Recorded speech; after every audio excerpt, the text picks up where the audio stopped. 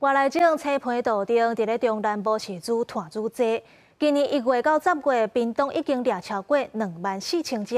不过，这青皮杜丁煞颠倒摊去到市区，不时就会看到杜丁伫咧大路边晒日头。那台南这边咧，最近是传讲因为预算用完啊，市府要求厂商莫阁掠杜丁，引起争议。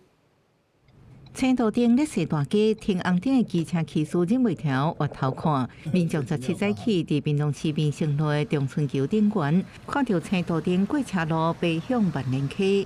万年溪边有啦，过去看啊，这个防水力太强了。散步的话，一个水沟一个桥都有一只啊，都大只。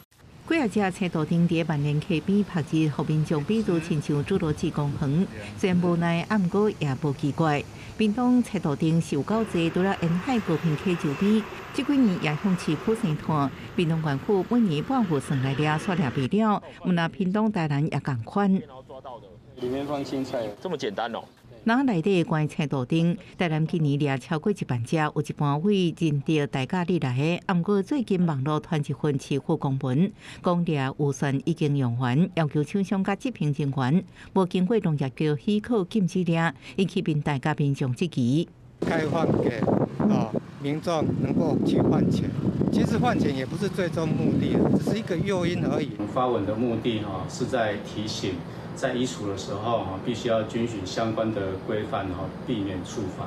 那市府农业局我们一定会配合中央的政策，积极来移除。